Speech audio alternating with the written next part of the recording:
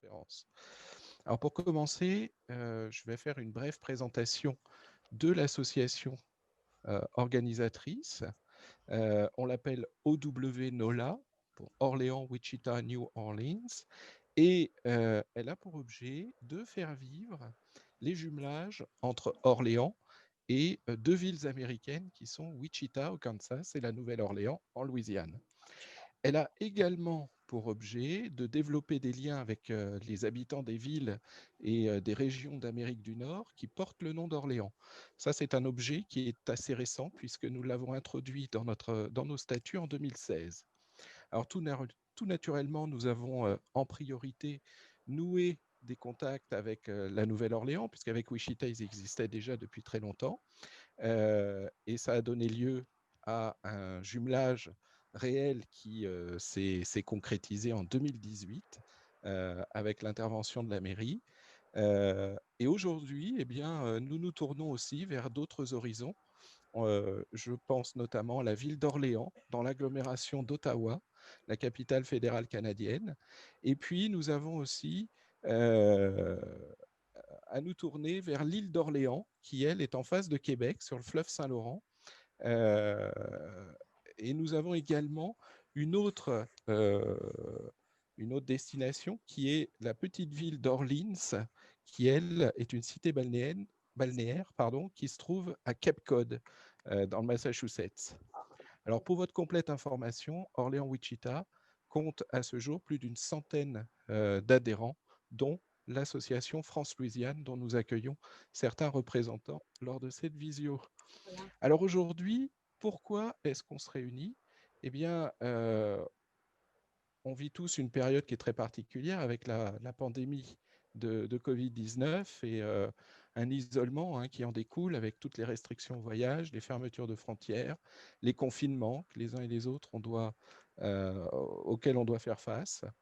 Pourtant, eh bien, on a constaté qu'il y avait un fort désir de contact entre les personnes et les moyens technologiques rendent plus faciles les contacts à distance.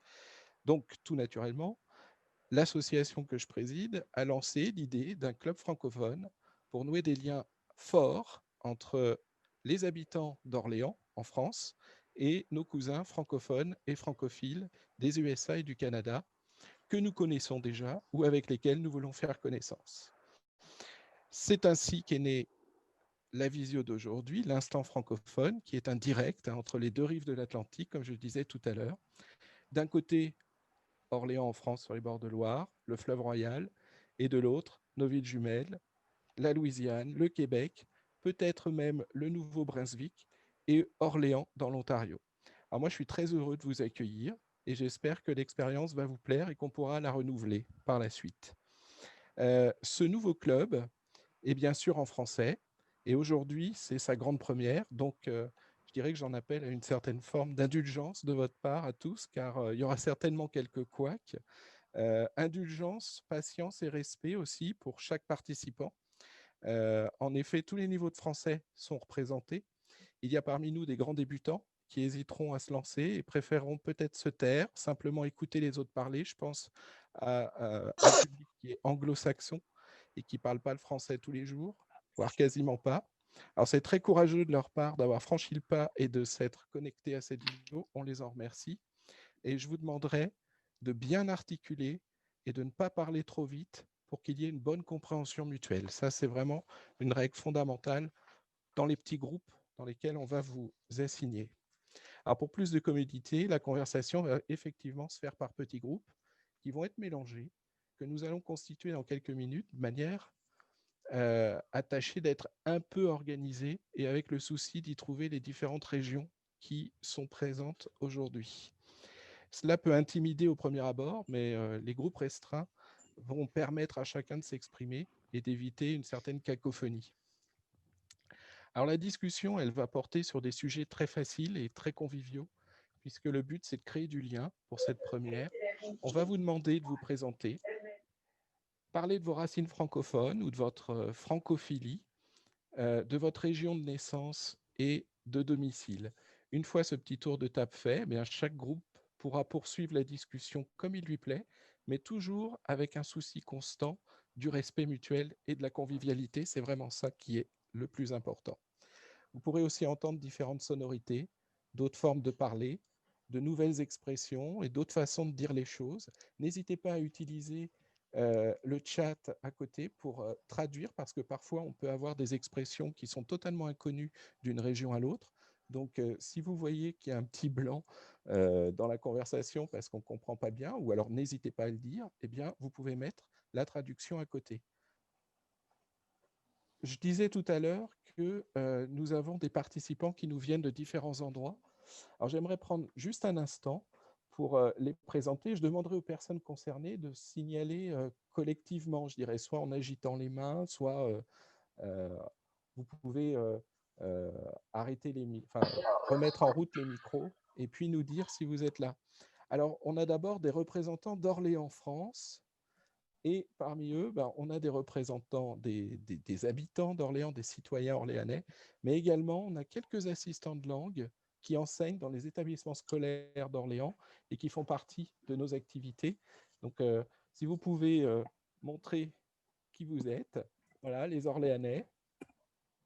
Alors eux, ça va être les premiers à partir dans les petits groupes. Je vais expliquer la méthode qu'on va utiliser. Alors on a aussi des représentants de nos villes jumelles. Tout d'abord, des représentants de Wichita, au Kansas, et notamment des membres du Comité France et du Comité de jumelage. Et j'ai vu tout à l'heure que c'était connecté Sherry Lichtenberger, qui est la présidente du Comité de jumelage. Voilà, je l'ai vue bouger les mains, donc du Comité de jumelage à Wichita. Voilà, on a aussi une grande amie d'Orléans-Wichita qui est membre du comité, qui s'appelle Kelly Harper, qui nous a rejoint tout à l'heure, je crois. Voilà, bonjour Kelly. Merci d'être là, c'est un plaisir. Alors, nous avons des représentants aussi de la Nouvelle-Orléans. En particulier, nous avons Joseph Dunn, voilà, qui a été un des premiers à nous rejoindre, dont on connaît l'engagement pour la défense du français en Louisiane. C'est l'auteur du groupe Cajun Virtual French Table sur Facebook et aussi de beaucoup d'autres choses. Alors Joseph, je me permets de faire une brève présentation de toi. Tu es venu plusieurs fois à Orléans, où tu as activement accompagné la délégation du maire Mitch Landrieu en 2017, qui avait rencontré notre maire. Et c'est d'ailleurs cette rencontre sur place ici à Orléans qui a créé qui a mis le jumelage en marche avec la Nouvelle-Orléans. Puis tu as accompagné le crew de Jeanne d'Arc qui est venu en 2018 pour nos fêtes joanniques à l'occasion de l'année du tricentenaire de la fondation de la Nouvelle-Orléans. Voilà, alors, et tu as aussi accueilli la délégation officielle d'Orléans en janvier 2018 à la Nouvelle-Orléans. Et tu as pu rencontrer aussi notre délégation citoyenne qui s'était rendue à la Nouvelle-Orléans en septembre de la même année, en 2018. Un grand merci à toi d'être présent aujourd'hui, d'être co-animateur aussi, et puis de soutenir le jumelage avec la Nouvelle-Orléans. C'est vraiment très, très précieux. Alors, je ne sais pas, je ne sais pas si nous avons aussi, elle m'avait dit qu'elle serait présente, Rosine Pema-Sangha. Je ne sais pas si elle a pu se connecter ou si elle le fera plus tard. Rosine. Je ne vois pas Rosine, mais Béatrice Germaine de la Chambre de commerce franco-américaine est là. Elle vient de Ah, se bonjour joindre à nous. Béatrice. Oui, oui, très bien. Merci Béatrice d'être là. Toujours un plaisir de te voir. Béatrice qui a travaillé aussi au Consulat général de France et qui était en charge, si je me souviens bien, des affaires culturelles, c'est ça? Oui, c'est ça. Et premier appel avec toi, Laurent, pour parler d'un jumelage Orléans-New Orleans. Eh oui, ça c'était en 2015. Voilà, quand on a commencé à rêver sur, nous aussi, on a des fêtes joanniques, si on peut appeler ça une fête joannique, et nos points communs, et voilà. Et voilà, et depuis, on a fait un beau chemin tous ensemble. Un grand merci à toi pour ton intervention aussi. Alors, oui, je voulais dire qu'on va peut-être avoir Rosine qui, elle, est en charge des relations internationales à la mairie de la Nouvelle-Orléans. Voilà, c'est aussi un rouage essentiel dans la bonne marche du jumelage. Alors, plus largement, nous avons peut-être des habitants de Louisiane et des représentants de France-Louisiane qui se sont présentés tout à l'heure. Je vous remercie d'être présents parmi nous. Et je remercie cette organisation non seulement d'être membre d'Orléans, Wichita, New Orleans et d'être un relais précieux euh, qui nous a fait bénéficier de son réseau pour faire avancer aussi la cause du jumelage et l'amitié franco-américaine. Alors nous avons, et là je m'adresse à Nicole Fortier et à Madame le député Lalonde, qui nous a fait l'honneur de nous rejoindre, des représentants d'Orléans dans l'Ontario. Donc Orléans, c'est dans la banlieue d'Ottawa, la capitale fédérale canadienne. Je salue la présence de Madame Fortier, présidente de la Société franco-ontarienne du patrimoine et de l'histoire d'Orléans. Voilà, si vous allez sur la page Facebook, vous verrez tout un tas d'informations sur Orléans. Et moi, je suis allé sur leur site, c'est comme ça que je les ai connus, où ils présentaient leur action pour garder l'accent aigu sur le E pour que Orléans reste Orléans et ne devienne pas Orleans euh, dans la banlieue d'Ottawa. Voilà, un grand merci pour avoir sauvegardé tout cela. Et vous êtes accompagné d'un certain nombre de membres de votre bureau et du conseil Oui, d'administration. oui, oui, tout à fait. Et vous avez parlé de Marie-France Lalonde. Merci Marie-France Lalonde de te joindre à nous, ainsi que Annick, qui représente son bureau, Annick Tremblay, qui représente aussi le bureau de Marie-France, mais toutes les deux sont très intéressées à la francophonie. Il y a également, on a parlé de l'accent sur Orléans, Louis et Nicole Patry sont avec nous et je dois vous dire que ça a été un beau succès, étant donné que des entreprises internationales comme Toyota, Honda et combien d'autres portent maintenant Orléans Honda. Alors, pour nous, c'est quelque chose. Un petit accent, les gens, le petit accent est pour nous très important. On a également, il y a Pierre Chaffran et René. Il y a ma sœur Suzanne Foutrigour. Ensuite, il y a Guy Legault. Là, j'aurais dû avoir la liste devant moi. France Léveillé. Je ne sais pas si Denis Gagnon s'est joint à nous. Et mon Dieu, écoutez, manifestez-vous, s'il vous plaît, si j'ai oublié, là, parce que j'aurais dû avoir la liste devant moi.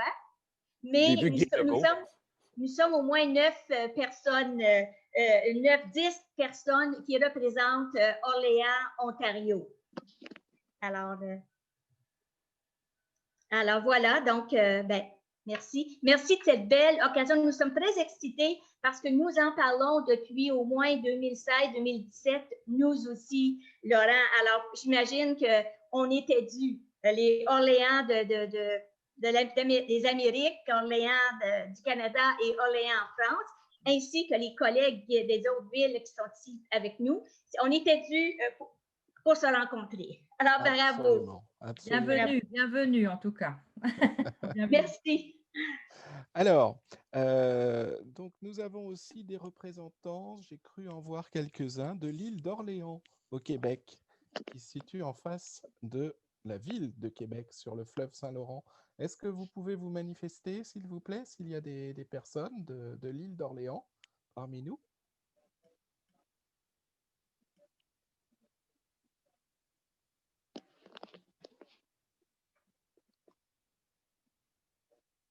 Je vois personne là. Non. Bon. Ils ne sont pas arrivés.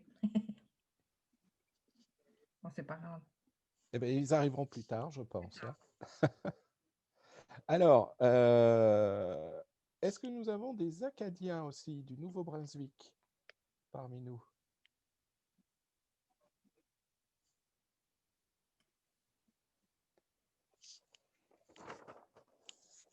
Bon, c'est pas grave, a priori non, mais on est très heureux d'avoir tout le monde déjà qui est connecté à notre visio.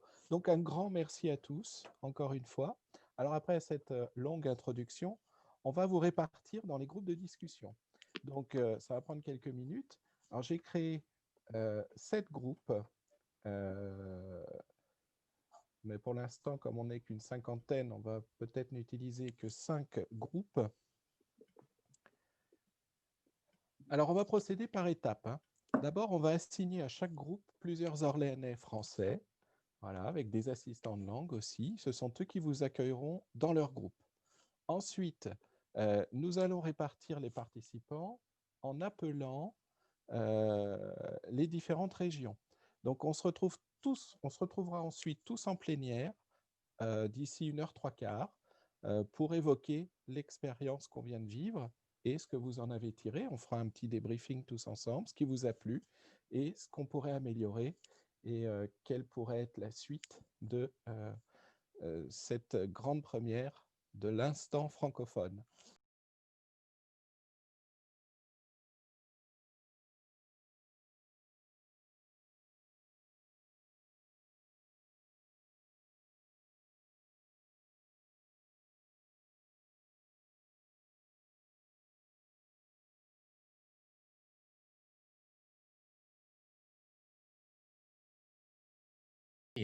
Est-ce que cette expérience vous a plu? Voilà, ça va être la première chose. Oui. Brief. Oui. Oui. Bon, tant mieux, parce que c'est vrai que c'est important qu'on puisse échanger comme ça. Ça nous rapproche tellement les uns des autres que ça peut être que bénéfique. Voilà, donc déjà, je voulais tous vous remercier pour nous avoir rejoints et avoir fait partie de cette première expérience. Est-ce que certains d'entre vous peuvent nous dire un peu ce qu'ils ont apprécié dans le cadre de ces discussions? J'ai apprécié, c'est la qualité des entretiens. C'était approfondi, c'était professionnel, c'était bien. Oui. Et l'accent de Nicole. J'aime beaucoup l'accent de Nicole. Oui. Et vous aussi, vous avez un accent. Tout le monde a un accent. C'est vrai, on a un accent. Ben non, mais du moment où des Français débarquent au Canada ou en Louisiane, c'est les Français qui ont des accents. Oui. On a des expressions de chaque région. Il y a l'accent à Nîmes, il y a l'accent sur Nîmes, mais il y a l'accent sur Orléans. Et les ch'tis et le nord aussi. Il y a un chien. Oui, il y a un chien. Il a un accent. Dans le nord aussi. C'est un accent que le chien, il a un accent comment? Nous, on adore l'accent québécois, hein, on adore l'accent canadien. Ça, vraiment, on l'adore. Ce qui a été très intéressant là, dans le groupe où j'étais, c'était de voir à quel point le français était une langue véhiculaire, c'est-à-dire qu'il n'y avait pas cette soumission à la France et que la France, bon, elle était loin, mais il y avait la propre culture canadienne, si vous voulez. Et les échanges se font comme une langue normale. Et aussi, ce qu'on a vu, quelque chose de très important, c'était le fait que les deux langues soient des langues officielles au Canada. Et le fait qu'il y ait deux langues officielles, ça permet aux gens d'apprendre le français en se disant ça va m'aider aussi dans ma carrière. Et ça, c'était très important de voir à quel point, disons au Canada, le français maintenant, disons, a le vent en poupe grâce à cette loi. Vous voyez, ça a été, pour moi, on n'a pas du tout, disons, été tributaire des stéréotypes ou des choses comme ça sur la France, quoi. Hein.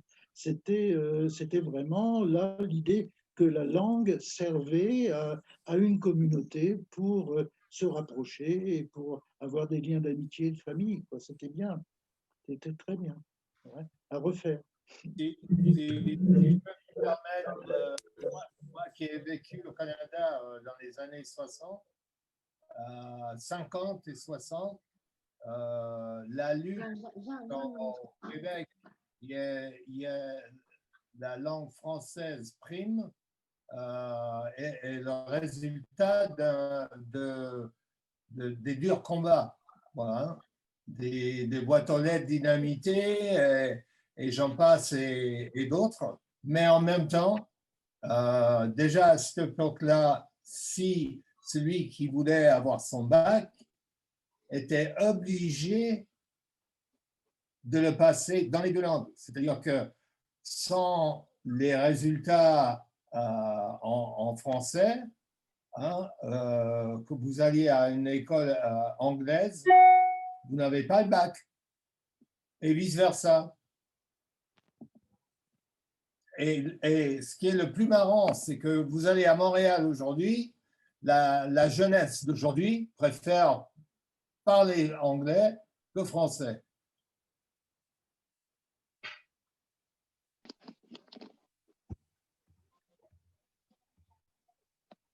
Il y a peut-être des Canadiens qui ont quelque chose à rajouter.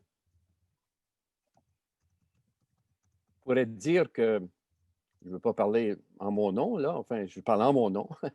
C'est Pierre qui parle. Moi, c'est Pierre qui parle. Je suis d'Orléans, Ontario.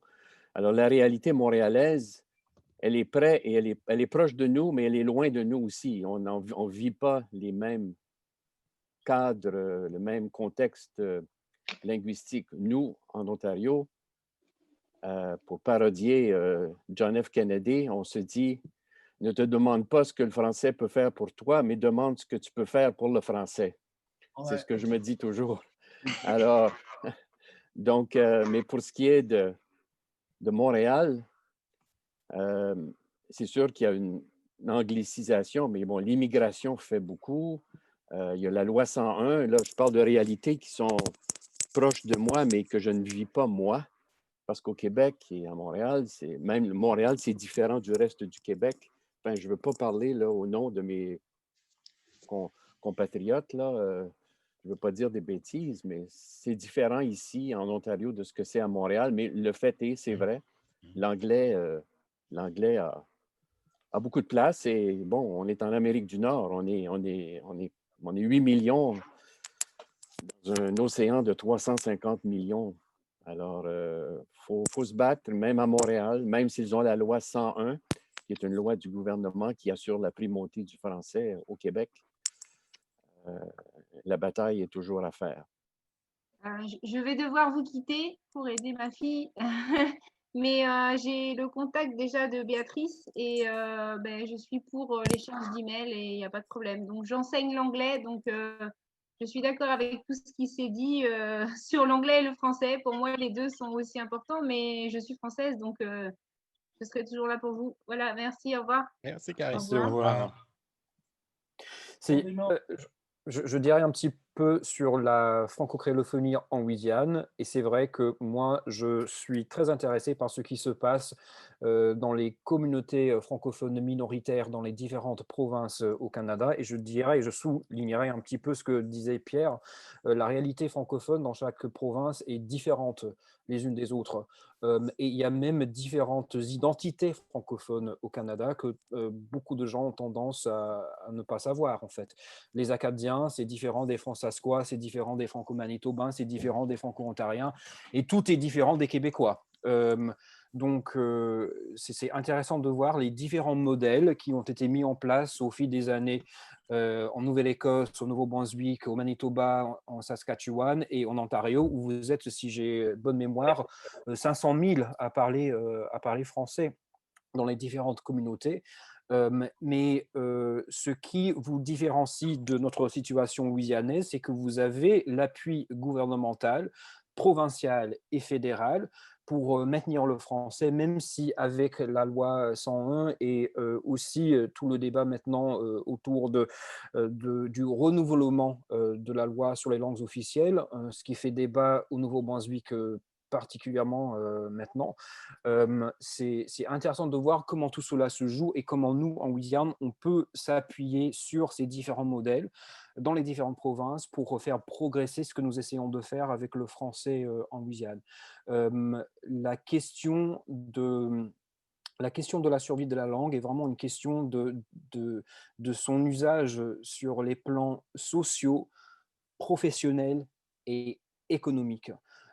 Et s'il n'y a pas de vie sociale ou pas de consommation en langue française, en Louisiane, on a très peu de chances de survivre. le nombre de gens qui parlent français en Louisiane a chuté de 90% entre 1970 et aujourd'hui. En 1990, on était 1 million. Aujourd'hui, on est moins de 100 000 à parler français. Et c'est une question de valorisation sociale et économique. Hein. D'où le codophile. D'où le codophile. Dont j'étais directeur. Comment? Dont j'étais directeur entre 2011 et 2014. Donc, écoute, j'espère qu'on pourrait échanger ensemble parce que j'essaye de mettre en place avec une radio locale française un échange radio pour l'instant pour échanger sur le culturel, comment dire, tout ce qui est la vie locale de cette radio locale justement à une radio. J'ai essayé de contacter KRVS. Hein, mais éventuellement, si j'ai ton email, merci. Ouais, je l'ai mis pour tout le monde. Ouais. Oui. Et est-ce que tu as pu voir, par exemple, on parle de la France, mais aussi on pourrait parler de la Belgique, parce que vous avez à la Nouvelle-Orléans le saxophone de la Liberté. Tout à fait. Qui est revenu de décembre de l'année dernière comment dire, la Nouvelle-Orléans, par l'intermédiaire aussi de Philippe Gustin, avec qui on a travaillé là-bas en délégation. Tout à fait. C'est à Dinan, c'est à 65 km de où je vous parle, en gros, puisque je suis des Ardennes, des Ardennes belges, et c'était la commémoration, là non plus d'échanges très, très constructifs, mais la libération de Bastogne par la bataille de Bastogne. Béatrice, voudrais-tu parler un petit peu de tes actions à la Chambre et comment le rôle que la Chambre pourrait aussi jouer dans plus de contexte? J'en ai un peu parlé pendant qu'on était dans notre groupe, dans notre salle. Moi, ça fait 1 an que je suis la directrice de la Chambre de commerce franco-américaine, donc ça met du temps, et en plus avec le Covid et en étant toute seule à travailler à la Chambre, ça met du temps à mettre ces choses en place. La Chambre de commerce existe depuis longtemps, mais il n'avait pas de directrice francophone. Donc, en fait, aucune activité francophone n'a été faite pendant les 10 dernières années. Donc, c'est un comeback. Oui, il y a plein de choses. Si on va parler d'avenir au lieu de parler que du passé, on imagine la suite avec la fête des fromages, la 4e édition de la fête des fromages qui devrait se dérouler au mois de novembre 2021, le 1er ou le 2e samedi de novembre. Et donc, je pense que ça peut être un moyen de se retrouver, d'échanger. Cette fête des fromages n'est pas seulement professionnelle, elle est ouverte à tout le public. L'idée, c'est de déguster. Donc, on paye l'entrée à ce festival, c'est 35 $, et on peut goûter tous les fromages possibles de tous les producteurs qui seront là et tout ce qui tourne autour du fromage. On a aussi la reine du fromage, on a de la musique. Ça se déroule au Jazz Museum à la Nouvelle-Orléans. Donc, en fait, en discutant dans le groupe avec lequel j'étais, on a parlé d'éducation. C'est un moyen d'ouvrir aussi à proposer des stages, à se rencontrer, à se connaître, même si c'est virtuellement, c'est pas grave, parce qu'il faut qu'on s'adapte et qu'on imagine qu'au mois de novembre, peut-être, le Covid sera terminé, on espère, mais bon, il y en aura peut-être encore qui traîneront dans les parages. Donc, il y aura le côté virtuel, il y aura le côté tourisme, il y aura le côté hôtellerie, il y aura le côté restauration. Il y a tous ces domaines que je pense que je peux réussir à ouvrir des discussions et à imaginer des collaborations grâce à un moment de rencontre où on fait la fête tous ensemble et où on se retrouve. Ça, c'est une des activités de la Chambre de commerce franco-américaine. Voilà. Donc, que ça soit de France, d'Ontario, du Nouveau-Brunswick, du Québec, de n'importe où, je pense qu'on a tous un lien où on aime manger et on aime se retrouver. Donc, ça sera la clé pour rentrer sur cette plateforme, j'espère. Et juste pour rappeler, Béatrice est à la Nouvelle-Orléans aussi. Mais pas de fromage sans bon vin français, hein. Ah là, oui, mais ça, c'est un autre moment, parce qu'on a le Summer Wine Fest. Le Summer Wine Fest, c'est obligé. Il y a, en fait, on a organisé en 2019 un autre événement qui était pour la levée de fonds pour ce festival, et ça s'appelait Fromage à 3. C'était donc la meilleure bouchée organisée, enfin préparée par un chef louisianais, par un chef de la Nouvelle-Orléans, et c'est le public qui était le juge. Donc la meilleure bouchée, ça a été un chef ici qui a plusieurs restaurants, qui a fait une bouchée avec de l'alligator frit et du bleu.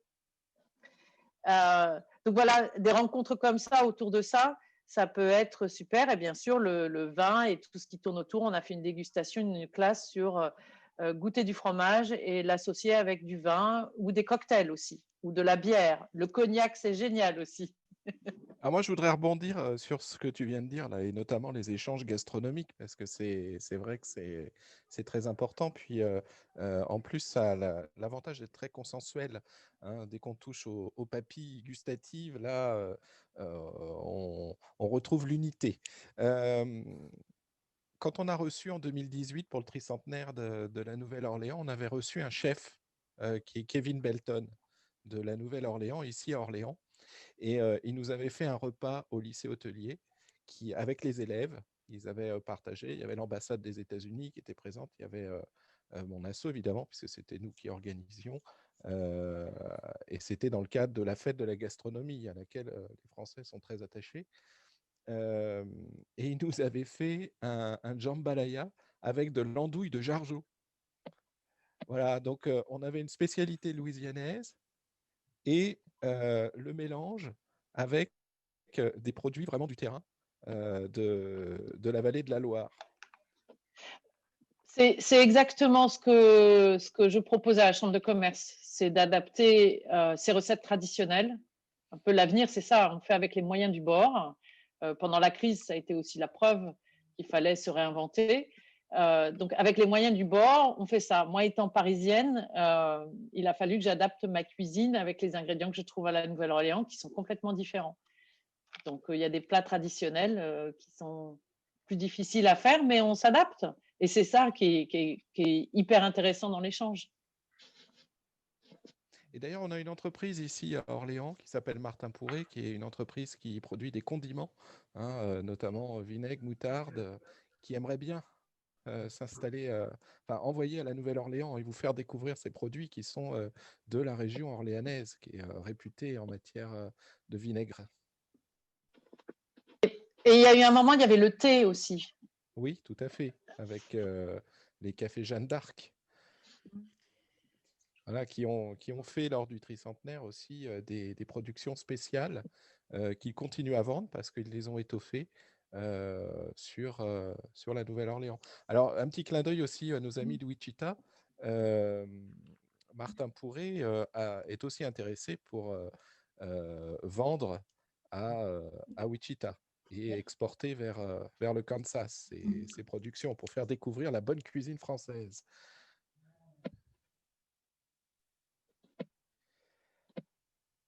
Alors, écoutez, on a largement dépassé le temps qui était prévu pour cette conversation. Et là encore, la plénière a montré tout l'intérêt qu'il y avait à discuter en français avec tout un tas de monde, et notamment nos cousins américains et nos amis des villes jumelles.